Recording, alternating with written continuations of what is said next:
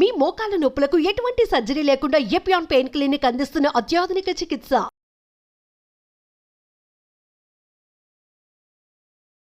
Hi, welcome to India's largest digital media network Suman TV. నేను మీ కీర్తి. మనిషి శరీరంలో అత్యంత ముఖ్యమైన ఆర్గన్ హార్ట్, గుండె. అది కొట్టుకోవడం ఒక్కసారి ఆగిపోయిందా అంతే, మనిషి జీవితమే ఆగిపోతుంది. ముఖ్యంగా కోవిడ్ తర్వాత హార్ట్కి సంబంధించిన ప్రాబ్లమ్స్, హార్ట్ అటాక్స్ కానీ కార్డియాక్ అరెస్ట్లు కానీ చాలా ఎక్కువైపోయాయి. ఎందుకలా జరుగుతుంది? హార్ట్ని పదిలంగా ఉంచుకోవాలంటే ఏం చేయాలి? ఇలాంటివన్నీ మనం ఈ వీడియోలో డిస్కస్ చేయబోతున్నాం. సో ఈరోజు ఈ వీడియో చూస్తున్న వాళ్ళు చాలా లక్కీ అండి, ఎందుకంటే నాతో పాటు ఉన్నారు ఈరోజు ఆనర్స్ హార్ట్ ఇన్స్టిట్యూట్ నుంచి డాక్టర్ కిరణ్ కుమార్ లక్కిరెడ్డి గారు. సార్ 10,000కు పైగా హార్ట్ పేషెంట్స్ని ట్రీట్ చేసి సక్సెస్ఫుల్గా వాళ్ళ హ్యాపీ లైఫ్ని లీడ్ చేసుకునేలా చేశారు అండ్ 10 years ఆఫ్ ఎక్స్పీరియన్స్ ఉంది. సో ఈ వీడియో ద్వారా అసలు హార్ట్ ప్రాబ్లమ్స్ ఎందుకు వస్తున్నాయి, రాకుండా ఏం చేయాలి అన్న విషయాలన్నీ కిరణ్ కుమార్ గారిని అడిగి తెలుసు. నమస్తే సార్. నమస్తే అండి. Sir, as I just said, మనిషి హ్యూమన్ బాడీ అయితే ఆఫ్టర్ కోవిడ్ బిఫోర్ కోవిడ్ అని మాట్లాడుకోవాల్సిన పరిస్థితి అయితే వచ్చింది. హౌ అబౌట్ హార్ట్ పరిస్థితి కూడా అంతే అంటారా? యా, బట్ హార్ట్కి ప్రీ కోవిడ్ పోస్ట్ కోవిడ్ అనేది మైల్డ్ బిట్ ఓన్లీ, కొంచెం మాత్రమే తేడా ఉంది. బట్ దానికంటే మనం గ్రాస్గా చూస్తే గుండె జబ్బుల యొక్క మరణాలు అనేది నెంబర్ 1 ప్రపంచంలో కల్లా ఎక్కువ మరణాలు అనేది గుండె జబ్బుల వల్లనే జరుగుతున్నాయి. ఇది ఫస్ట్ ప్లేస్. ఏ కంట్రీ ఎక్కువగా ఎఫెక్ట్ అవుతుంది? It's not like country, in every country it's like globally. If you take each country, if you take globally, ప్రతి కంట్రీలో కూడా ప్రపంచం మొత్తం కూడా ఎక్కువ మరణాలు సంభవించేది గుండె జబ్బుల వల్లనే సంభవిస్తున్నాయి. ఇది ప్రీ కోవిడ్ అలానే ఉంది, పోస్ట్ కోవిడ్ కూడా అలానే ఉంది. బట్ మనము అందరూ అబ్జర్వ్ చేసినట్లు చూస్తే పోస్ట్ కోవిడ్ అందరూ కూడా కొంచెం అవేర్నెస్ పెరిగింది. ఫస్ట్ థింగ్, బికాస్ ఆఫ్ కోవిడ్లో చాలా సివియర్గా అఫెక్ట్ అయినారు కాబట్టి హెల్త్ అవేర్నెస్ పెరిగింది. హెల్త్ అవేర్నెస్ పెరిగినప్పటి నుంచి all are observing the things. Health మీద కానీ what are the deaths due to అనేది అబ్జర్వ్ చేస్తున్నారు. సో ఇన్ దట్ వే మనం అందరం కూడా కొంచెం మీడియాలో కానీ ఇంత గుండె జబ్బుల యొక్క మరణాలు అనేది ఫ్రీక్వెంట్గా చూస్తున్నాం. అది యంగ్స్టర్స్ కానివ్వండి, లేదంటే హెల్తీ ఫిట్ ఇండివిజువల్స్ కానివ్వండి, అందరిలోనూ చూస్తున్నాం. ఇఫ్ యూ సీ, కోవిడ్ తర్వాత కొన్ని రీజన్స్ ఉన్నాయి. బికాస్ కోవిడ్లో లాంగ్ కోవిడ్ సిండ్రోమ్ అనేది ఒక కాన్సెప్ట్ ఉంది. దాంట్లో ఏంటంటే మనకు పర్టికులర్లీ ఎవరైతే సివియర్గా అఫెక్ట్ అయి ఉంటారో కోవిడ్లో, వాళ్ళలో సమ్ లో గ్రేడ్ ఇన్ఫ్లమేషన్ అంటాం. అంటే మన బాడీలో కొంచెం ఈ బ్యాడ్ సెల్స్ అంతా ఇవంతా ఉండేది, కొంచెం అది జరుగుతూనే ఉంటుంది అనమాట. పర్టికులర్లీ ఎవరైతే సివియర్గా అఫెక్ట్ అయినారో అండ్ ఎవరికైతే రిస్క్ ఫ్యాక్టర్స్, గుండె జబ్బులు ఎవరిలో అయితే ఎక్కువగా వచ్చే కొన్ని ఫ్యాక్టర్స్ ఉంటాయి, లైక్ బీపీ కానీ, షుగర్ కానివ్వండి, ఏజ్ కానివ్వండి, kidney problems or immunocompromise అవ్వండి, ఇలాంటి ఉన్న వాళ్ళలో ఈ మైల్డ్ మనం ఏదైతే డిస్కస్ చేసామో లాంగ్ కోవిడ్ సిండ్రోమ్ అనేది వీళ్ళల్లో ఎక్కువగా కొంచెం చూపించడం వల్ల వీళ్ళల్లోనే ఎక్కువగా అఫెక్ట్ అయ్యే అవకాశం ఉంటుంది. బట్ ఓవరాల్గా చూస్తే సమ్ ఎఫెక్ట్ ఆఫ్ కోవిడ్ అనేది ఉంది కానీ, బట్ అదొక్కటే కారణమని మనం చెప్పలేం. బికాస్ హార్ట్ అటాక్స్ రానికి చాలా కారణాలు ఉన్నాయి. మైల్డ్ కంట్రిబ్యూషన్ అయితే ఉంది, బట్ మేజర్లీ దానికంటే చాలా కారణాలు ఉన్నాయి. అవన్నీ కూడా మనం తెలుసుకుందాం. రైట్. సరే, ఇదివరకు రోజుల్లో అయితే ఒక ఏజ్ వస్తేనే, లేకపోతే మనిషికి బీపీ ఉంటేనో, డయాబెటిక్ పేషెంట్ అయితేనో, ప్రొలాంగ్ డిసీజ్ ఏదైనా ఉంటే హార్ట్ అటాక్స్ వచ్చే ఛాన్సెస్ ఉంటాయేమో అని అనుకుంటాం. బట్ ఈ రోజుల్లో మనం చూస్తున్నాము కార్డియాక్ అరెస్ట్లు కానీ, హార్ట్ అటాక్స్లు కానీ చాలా ఎక్కువ వస్తున్నాయి వితౌట్ ఏజ్ లిమిట్. సడన్గా కొలాప్స్ అవ్వడం, మేల్ ఆర్ ఫీమేల్ ఎవరైనా అవ్వడం, అండ్ చిన్నపిల్లలకి కూడా రాదేమో అనుకుంటున్నాం కానీ పుట్టుకతోనే హార్ట్లో హోల్స్ వచ్చి పుట్టేస్తున్నారు. సో ఇలాంటివి ఎలా రికగ్నైజ్ చేయాలి, ఎందుకు అలా జరుగుతుంది? సో బేసికల్లీ మనందరి బాడీస్లో ఒక ప్రాసెస్ అనేది స్టార్ట్ అవుతుందండి. ఇట్ ఈస్ కాల్డ్ అథెరోస్క్లెరోసిస్ అంటాం. అంటే మన బ్లడ్ వెజల్స్లో కొవ్వు అనేది పేరుకుపోవడం అనేది. So it's a process which is given to us. First point అందరూ అర్థం చేసుకోవాలి. చాలా మంది నేను హెల్తీగా ఉన్నాను, నాకు ఎందుకు వస్తుంది అనేది అనుకుంటారు. But as a natural process of human life, మన బయాలజీ అంతా తీసుకుంటే ఈ ప్రాసెస్ అనేది మనకి 10 to 20 years ఆఫ్ ఏజ్ నుంచి మన అందరిలోనూ స్టార్ట్ అవుతుంది. It is the first point అందరూ తెలుసుకోవాల్సినది. సెకండ్ థింగ్, మనకున్న స్టాటిస్టిక్స్ కానీ, డేటా కానీ, ఇంత రీసెర్చ్ జరుగుతూ ఉంటుంది, ప్రజెంటేషన్స్ అన్నీ ఉంటాయి అనమాట, ఎలా ఉన్నాయి ఏంటి. మన డెమోగ్రఫిక్ డేటా ఈజ్ ఇంపార్టెంట్. అంటే మనం ఎక్కడ ఏ ప్రదేశంలో ఉన్నామో, ఈ ప్రదేశంలో ఎందుకు ఇట్లా వస్తున్నాయి. మనం compare to western countries like USA and European countries తీసుకుంటే, మన ఏషియన్ కంట్రీస్లో, పర్టికులర్లీ మన సౌత్ ఏషియన్ కంట్రీస్లో హార్ట్ అటాక్స్ అనేది ఒక డికేడ్ అర్లియర్, అంటే ఒక 10 సంవత్సరాల ముందే మనకు వస్తున్నాయి అనమాట. Like if in US European కంట్రీస్లో 50 yearsకి స్టార్ట్ అవుతున్నాయి అనుకోండి, ఇక్కడ మనకు 40 సంవత్సరాల నుంచి స్టార్ట్ అవుతున్నాయి హార్ట్ అటాక్స్ కానీ ఇవన్నీ కూడా. అది మన డెమోగ్రఫిక్ డేటా. అంటే మన డెమోగ్రఫిక్స్లో ఏముంటాయండి, లైఫ్ స్టైల్ ఉంటుంది, జెనెటిక్స్ ఉంటాయి, పొల్యూషన్ ఉంటుంది, ఇలా ఎన్విరాన్మెంటల్ ఫ్యాక్టర్స్ ఉంటాయి. So everything is interlinked. ఒక దాని వల్ల అని చెప్పలేం, ఎవ్రీథింగ్ ఈజ్ ఇంటర్లింక్డ్. ఓకే, దీనివల్ల మనకి మన డెమోగ్రఫిక్ డేటానే వీఆర్ అట్ హై రిస్క్. ఇది అందరూ తెలుసుకోవాలి. మనందరం కూడా we are at high risk of getting heart problems వచ్చేదానికి మనం చాలా రిస్క్లో ఉన్నాం because of our demographic data. మనం ఈ ప్రదేశంలో నివసిస్తున్నాం కాబట్టి మనకు ఆ రిస్క్ ఉంది, ఫస్ట్ థింగ్. సెకండ్ థింగ్, మనకున్న డేటా ప్రకారం ఏంటంటే 30 సంవత్సరాల నుంచి 40 సంవత్సరాల మధ్యలో ఇప్పుడున్న డేటా మనకు స్టాటిస్టిక్స్ అన్ని చూసుకుంటే ఈ 30 సంవత్సరాల నుంచి 40 సంవత్సరాల మధ్యలో రిస్క్ ఫ్యాక్టర్స్, ఇంతకుముందు బీపీ షుగర్లు అంటే ఏజ్ ఉంటేనే వస్తాయి, లేదంటే ఒక 50 సంవత్సరాల తర్వాత 60 సంవత్సరాల తర్వాతనే వచ్చేది అనేది ఉండేది. ఇప్పుడు అవన్నీ మారిపోయినాయి because of lot of things. I particularly mention life style. మనం అందరం చూస్తున్నాం ఏ లైఫ్ స్టైల్లో మనమే బతుకుతున్నామని. మనం రిట్రోస్పెక్టివ్గా మనం థింక్ చేస్తే వీ నో ఎవ్రీథింగ్. మనం ఆలోచిస్తే మనకే తెలుస్తుంది ఎందుకు ఇలా అనేది. సో 30 to 40 years మధ్యలోనే చాలామందికి బీపీ, షుగర్, కొలెస్ట్రాల్ ప్రాబ్లమ్స్ ఇవన్నీ వచ్చేస్తున్నాయి. సెకండ్ థింగ్, ఇవన్నీ ఎందుకు పెరిగినాయి అనే దానికి ఒబిసిటీ, అబ్డామినల్ ఒబిసిటీ అంటే ఊబకాయం అంటాం. ఈ ఊబకాయం అనేది పెరుగుతూ ఉంది, పిల్లల్లో పెరుగుతూ ఉంది, పెద్దవాళ్ళలో పెరుగుతూ ఉంది, పర్టికులర్లీ ఫీమేల్స్లో ఎక్కువ అవుతూ ఉంది. మరి దీనికి రావడానికి కారణం ఏంది? ఊబకాయం అనేది our less activity. First thing is less activity, less activities. ఇప్పుడు సెడెంటరీ లైఫ్ స్టైల్స్ అయిపోయినాయి అందరికి. లైఫ్ సాఫ్ట్వేర్స్ వెళ్ళినామనుకోండి కూర్చొనే ఉంటారు, లేదా అదర్ జాబ్స్ అనుకోండి. Majority of the jobs nowadays are sitting jobs. Every ప్రొఫెషన్లో majority jobs are sitting jobs. So where is the time to work? So you have to create time. మనం time కుదుర్చుకోవాలి. ప్రతిరోజు minimum ఒక 30 to 60 minutes ఎక్సర్సైజ్కి కేటాయించాలి. అది తగ్గిపోయింది. Second thing, food habits. మనం అందరం చూస్తున్నాం, ఈజీ డెలివరీ, ఈజీ అవైలబిలిటీ. దీనివల్ల ఏమవుతుంది? హెల్తీ కుకింగ్ అట్ హోమ్ అనేది తగ్గిపోయింది. బేసికల్లీ ఈజీగా అవైలబిలిటీ వచ్చేసరికి ప్రతి ఒక్కరు కూడా అరే why you want to cook, బయట నుంచి ఆర్డర్ చేసేసుకోండి. We don't know. మనం recently we are seeing lot of raids how the food products are maintained even in lot of restaurants. అందరం కూడా పెద్ద రెస్టారెంట్లు అంటే మనం మంచిగా ఉంటుంది అనుకున్నాం, but that has been proved wrong based on the recent dates. అది అందరికి కూడా తెలిసింది. సో అన్హెల్తీ ఫుడ్ హ్యాబిట్స్ ఎక్కువైపోయింది. సో దీనివల్ల ఒబెసిటీ అనేది పెరిగిపోయి ఎక్కువ మరణాలకి సంభవిస్తూ ఉన్నాయి. రైట్ సార్, హియర్ బికాస్ రీసెంట్గా ఐ హ్యావ్ విజిటెడ్ యూఎస్ఏ. మీరు ఫస్ట్ ప్రయారిటీ కంపేర్ చేశారు యూఎస్తో. ఇక్కడే మనకి ఎక్కువగా 10 years ముందే హార్ట్ అటాక్స్ వస్తూ ఉంటాయని. కానీ what according to you is like lifestyle modifications కానీ లేకపోతే ఒక జంక్ ఫుడ్ కానీ ఏం చెప్తారు sir? Because during covid time మనం చూసాం, మిగతా వెస్టర్న్ కంట్రీస్ అన్ని ఇండియా వైపు తొంగి చూసాయి because of the food they take, preservatives they take, all blah blah blah అని చూసాం కదా. మరి ఎక్కువగా ఫ్రోజన్ ఫుడే కదా సార్ తింటారు. ఎక్కువగా బర్గర్స్, శాండ్విచెస్ మీద మైదా ఫుడ్, ఆల్ పర్పస్ ఫ్లోరీస్ వాళ్ళ డైలీ స్టేపుల్ ఫుడ్ కదా. That's what I'm telling you. Demographic is important. Which area you are, how are your genetics? Oh, that is matter particularly. And then secondary things మనం అందరం అనుకుంటాం, because lot of people we don't know, we think they only eat burgers, pizzas, but they also cook and eat. మన అందరికి తెలియదు కదా. If I know some people who is living in USA, I know how they are eating. So not everybody's food habits are bad. వాళ్ళలో కూడా good habits ఉంటాయి. But now what is cause of increasing deaths in India? So we rely on mostly on easy foods, particularly processed foods. If you take any, like if you take biscuits, whole wheat, even lot of data is coming, and if they tell like oats, millets, biscuits center, but how much percentage in that? So everything is like processed foods is dangerous. So better go for healthy food, cook at home and eat more fruits and vegetables. మనకున్న data ప్రకారం భారతదేశంలో less than 50% or nearly 50% of the population వారానికి ఒక్కరోజు మాత్రమే fruits తీసుకుంటున్నారు.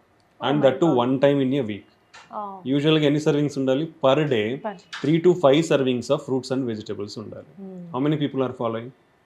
Yeah, okay, there are a lot of healthy habits we have to consider. If you take cakes, bakery items, whatever you take from processed and packed foods, they are rich in salts, they are rich in fats and oils.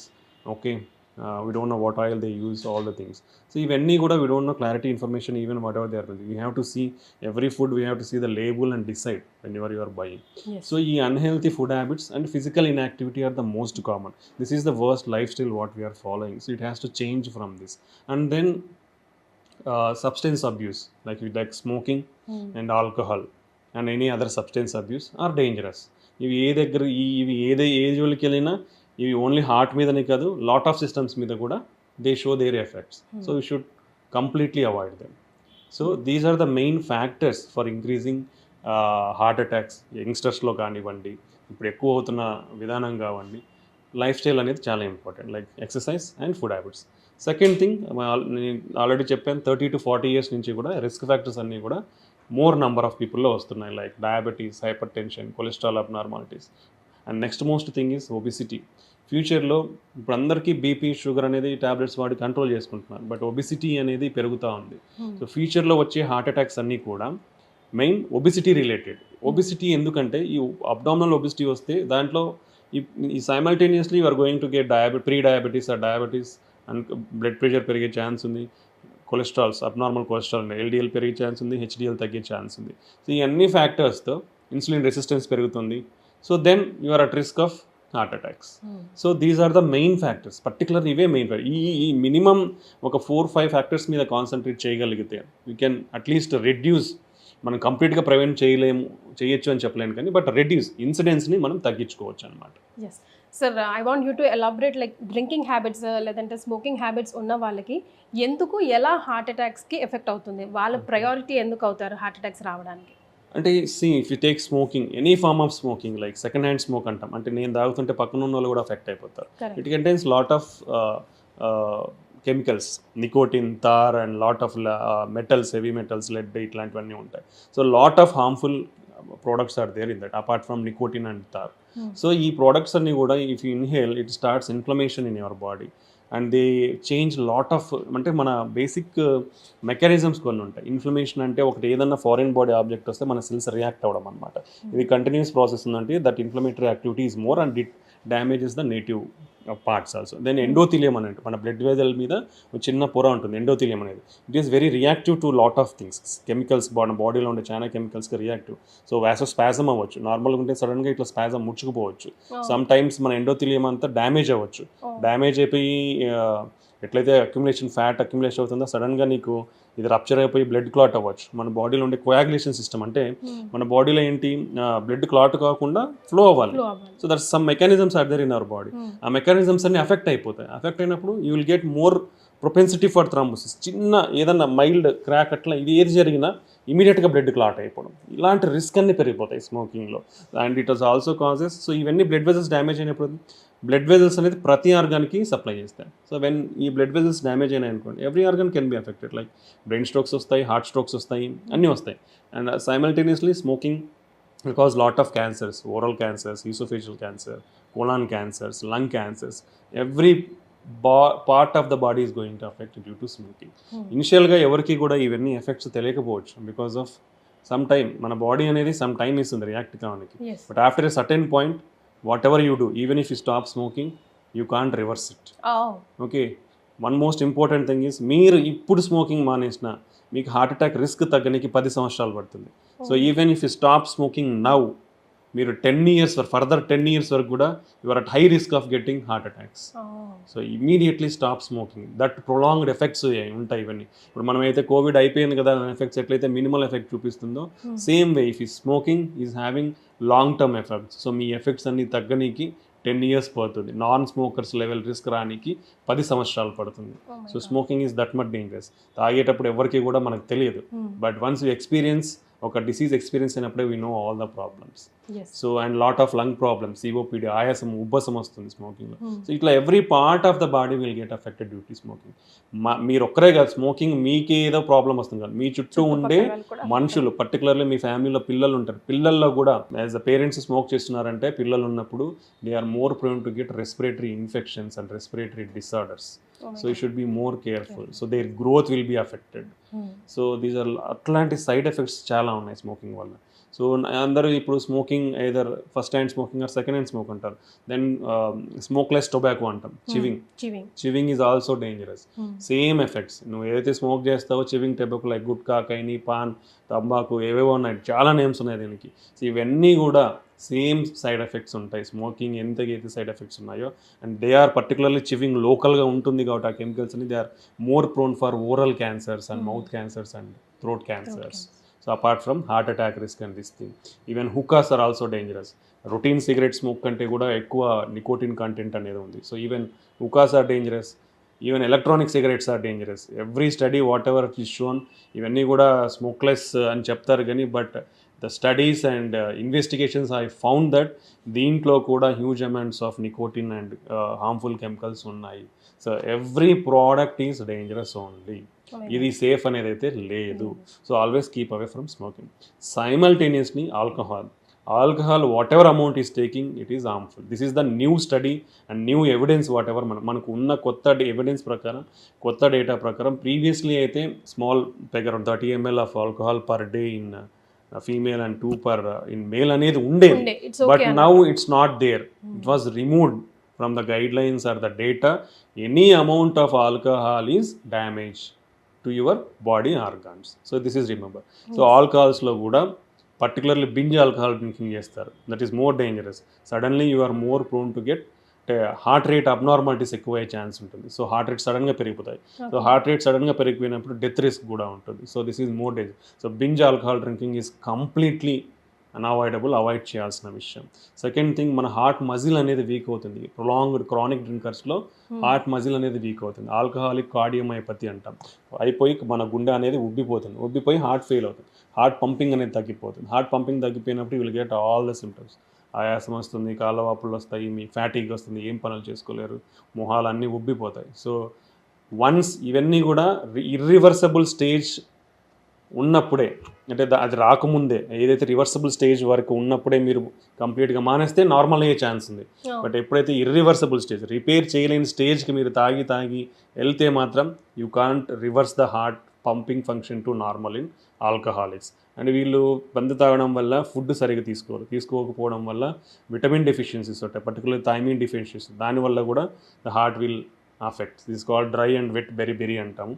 So heart affect అవుతుంది. So and then వాళ్ళు కూడా they are more prone to get liver problems, pancreatitis, cirrhosis of the liver, pancreatic cancers. Okay, ఇవన్నీ కూడా alcohol వల్ల side effects ఉన్నాయి. So any amount of alcohol is dangerous. So అలవాటు ఉన్న వాళ్ళు kindly slowly reduce your amount and try to stop completely. So that the way you can save your health and body organs.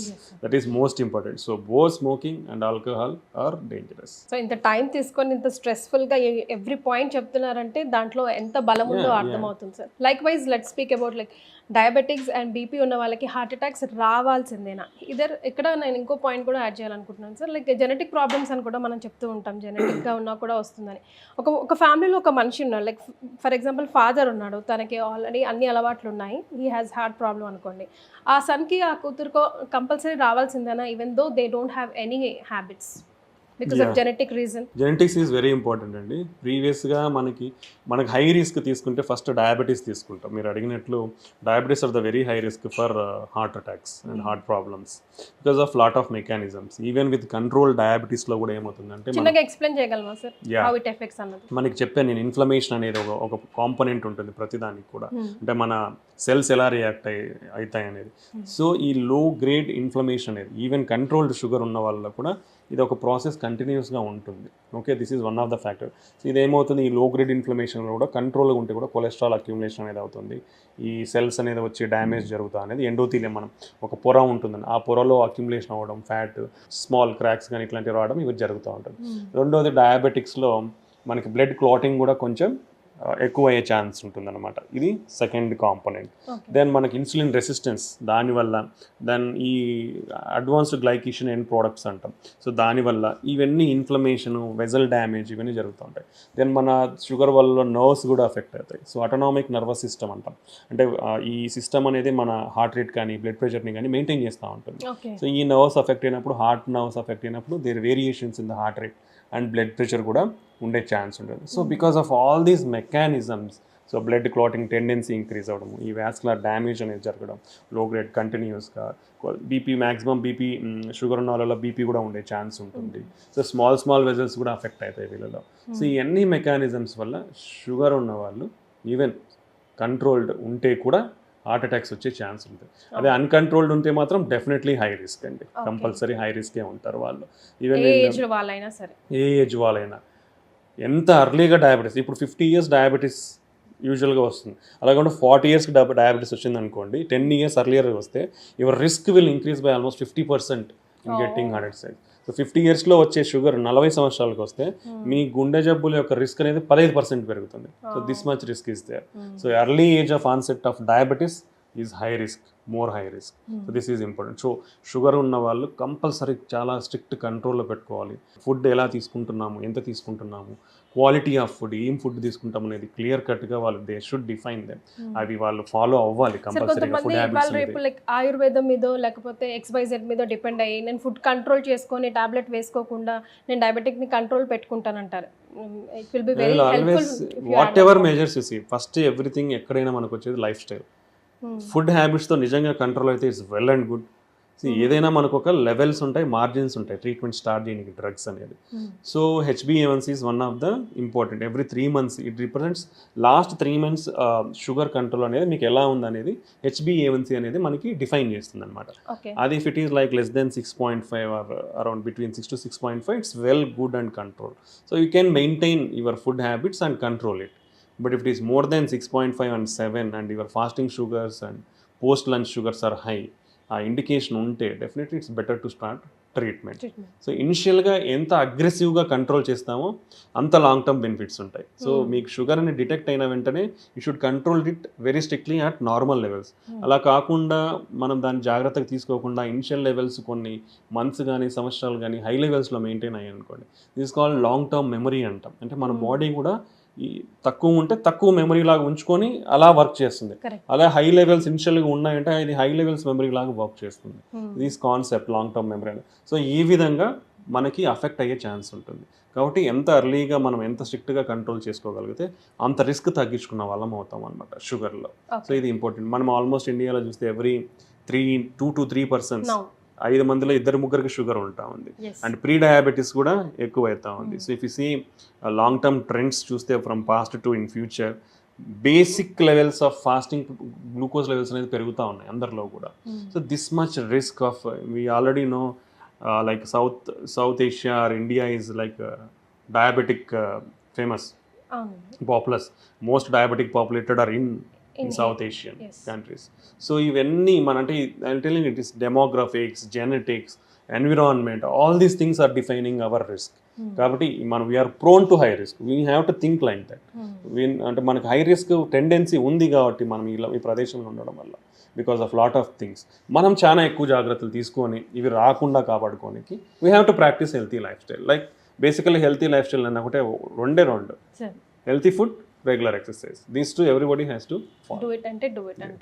So like as I asked you, genetic problem ఉన్న వాళ్ళు మరి ఎట్లాంటి corrections తీసుకోవాలి? ఏ age నుంచి వాళ్ళు regular సైకిల్గా చెకప్కి వెళ్తూ ఉండాలి? Family history అనేది మనం షుగర్ అయితే ఎంత సిగ్నిఫికెంట్ టాప్ ప్రయారిటీ చూసుకున్నామో, రీసెంట్ స్టడీస్ కూడా family history of heart attacks అనేది particularly if it is less than 55 in both males and females, 50 సంవత్సరాల కంటే మన పేరెంట్స్ ఎవరైతే అఫెక్ట్ అయి ఉంటారో they are more prone to get future heart attacks in the next generation. Okay, then cholesterol అనేది ఫ్యామిలీలో ఎవరికైనా కొలెస్ట్రాల్ ఉంటే you should screen family for cholesterol abnormality at the age of 21 years. You should ఎర్లీగా start చేయాలి. అంటే ఆ ఫ్యామిలీలో ఎవరికైనా కొలెస్ట్రాల్ అబ్నార్మాలిటీస్ ఉందంటే you should better start screening at the age of 21 years.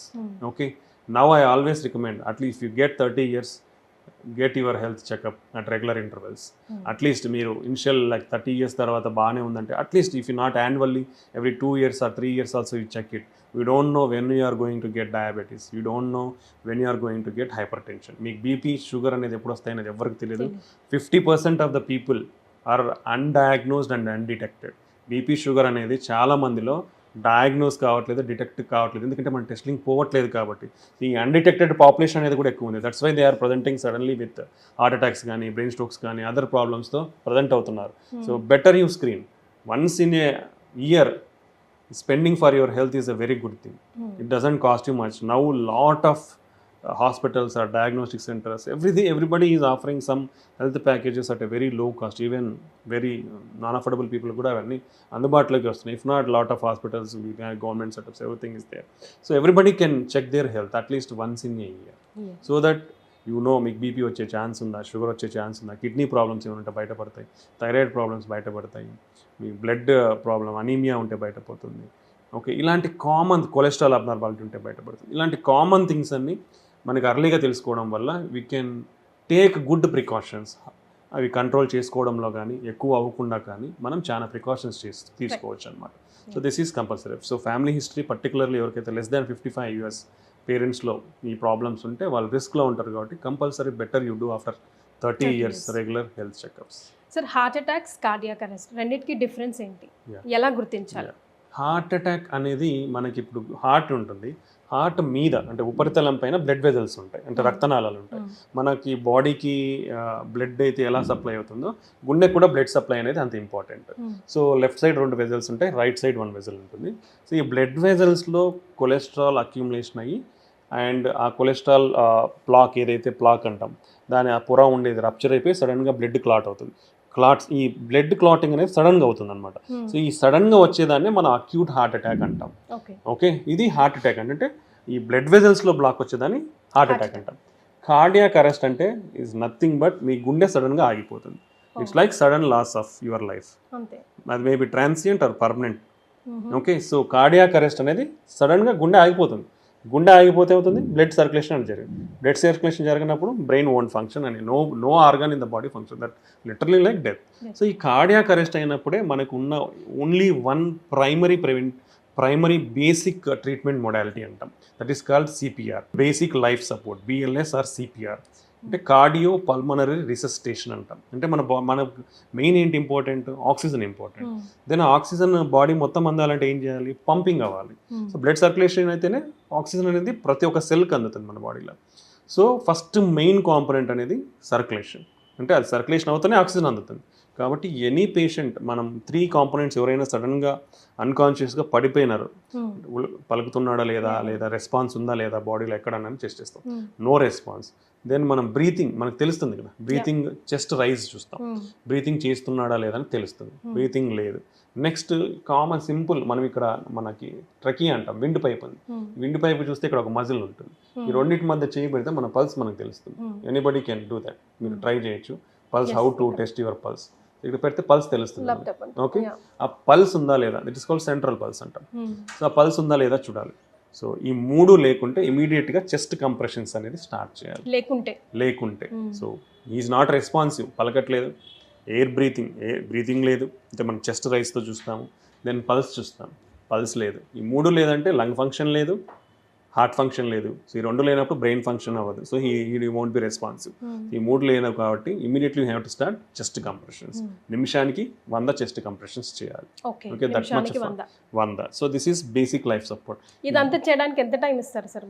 Hardly should ఈ 3 ఎవాల్యుయేట్ చేయడానికి 10 secondsలో నువ్వు ఐడెంటిఫై చేయాలి. 10 secondsలో ఇవన్నీ మీరు చూసి లేకుంటే ఇమీడియట్గా సిపిఆర్ చేయాలి. That much immediate response is needed. ఇది ప్రతి ఒక్కరూ ట్రైన్ అవ్వగలరు. బేసిక్ లైఫ్ సపోర్ట్ అనేది every human being on the earth, every adult person at least they should be trained in this. మనకి లాట్ ఆఫ్ వీడియోస్ ఉంటాయి and lot of people are giving training programs also. You can get even BLS certification from standard academies. ఇవన్నీ programs ఉన్నాయి. So everybody is better to be train so that you can save at least 1 life in your lifetime on one day. Very true. So this is very important aspects. Manam lot of, if you see, public education is more important to save lives. So in this into itlant scenarios lo, so it's better. You can see videos on YouTube lo chusna, a lot of doctors have been kept videos or animation videos, everything మనకు available ఉంటుంది. At least gain some knowledge. మీరు ఎప్పుడన్నా ఇట్లాంటి scenario experience అయితే ఈ 3 components check చేయండి, CPR అనేది start చేయండి, ఇమీడియట్గా activate the like 108 is our emergency system, immediately call. And ఈ సిపిఆర్ అనేది కూడా సింగిల్ పర్సన్ కంటిన్యూస్గా చేయలేరు. Hardly you can do only for 5 minutes because it requires that much energy. So you can better you regroup people, మీకు దగ్గరలో ఎవరన్నా అంటే you can take help and continue that. Interruptions ఉండకూడదు. If you do without interruptions, మీరు ఒక 1 minute 2 minutes interrupts వచ్చినా effective కాదు. Without interruptions అనేది చేయాల్సి ఉంటుంది. సిపిఆర్ అనేది అంత ఎఫెక్టివ్గా చేయగలిగితేనే you can bring back life. So everybody is better to be trained in this. So ఇది హార్ట్ అటాక్కి కార్డియాక్ అరెస్ట్కి ఉన్న డిఫరెన్స్. సో అక్కడ పర్సన్ రెస్పాండ్ అవుతే okay, what if it is not responding for CPR also? You need to activate the emergency system. Till that emergency system comes, you better continue that. In case for supportive airway antam, breathing, manamu mouth to mouth breathing is the only the thing you can do it. అది చేయరు కాబట్టి యూజువల్గా you can keep some kerchief కానీ అట్లా అడ్డం పెట్టి వీలైతే మనం ఎయిర్ కూడా ఇవ్వచ్చు అనమాట. సో ఈ 2 చేయొచ్చు అనమాట. ఓకే, సో ఈ టైంలో సుమన్ టీవీ చూస్తున్న వాళ్ళందరూ నా దృష్టిలో రియలీ లక్కీ ఫెలోస్ అండి. ఎందుకంటే ఎంత ఇంపార్టెంట్ ఇన్ఫర్మేషన్ సార్ ఇచ్చారో. అందరూ ఈ వీడియోని సేవ్ చేసుకోవాల్సిందే. బికాజ్ అండ్ అందరూ ఆరోగ్యంగా ఉండాలి అని అంటే ఫస్ట్ ఫిట్ అన్నది ఇప్పుడు డెఫినేషన్ 6 ప్యాక్స్ 8 ప్యాక్స్ అస్సలు కాదండి. సార్ ఎన్నో విషయాలు చెప్పారు. ఆ విషయాలన్నీ పరిగణలోకి తీసుకుంటేనే ఒక మనిషి ఫిట్ అని. మరి ఆ ఎన్నో విషయాల్లో మనం ఎన్ని విషయాలన్నీ పాటిస్తున్నాం, మనం ఎంత ఫిట్గా ఉన్నాము, డెఫినెట్గా మనకు మనం తొంగి చూసుకోవాల్సిందే. లైఫ్ని హ్యాపీగా ఉంచుకోవాల్సిందే. ఎందుకంటే ఎప్పుడన్నా prevention is better than cure కదా. అలాగే ఉంటారని మనస్ఫూర్తిగా కోరుకుంటుంది మీ కీర్తి.